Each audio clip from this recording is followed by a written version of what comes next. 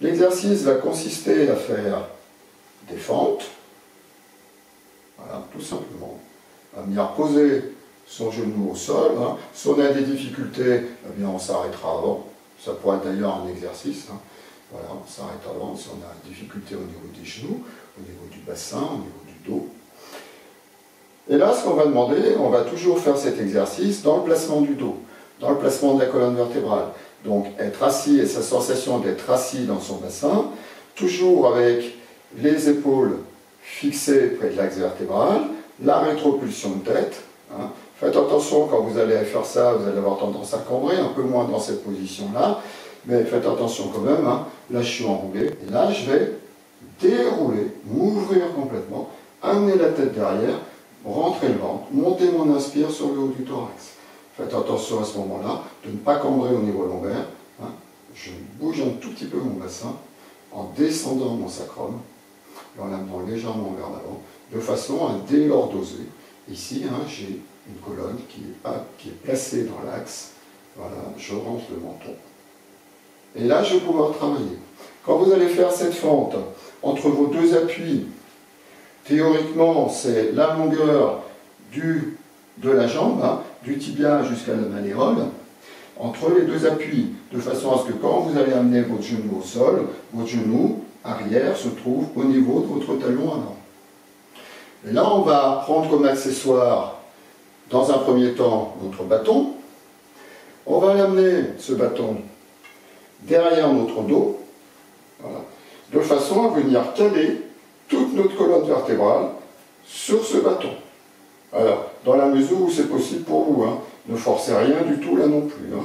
Le coude avant, on va le reculer de façon à venir fixer notre omoplate droite.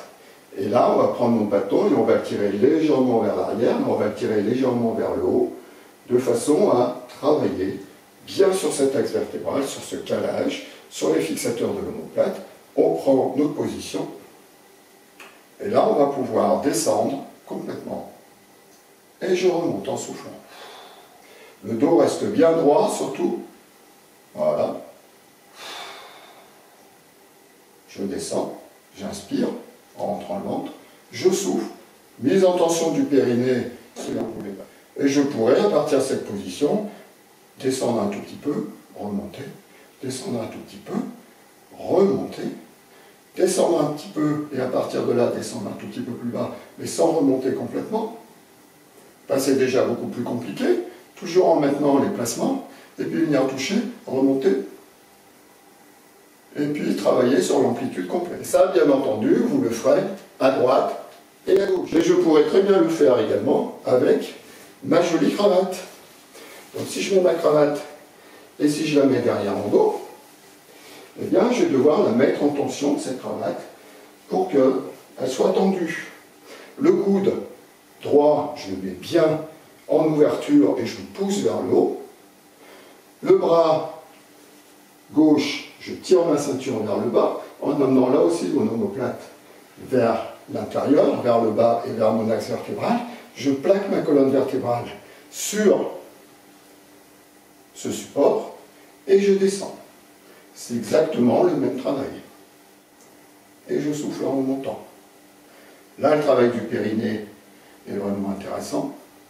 Mais je pourrais faire exactement le même travail avec un élastique, ce qui sera encore plus intéressant. Et je vous montrerai ça sitôt qu'ils arrivent.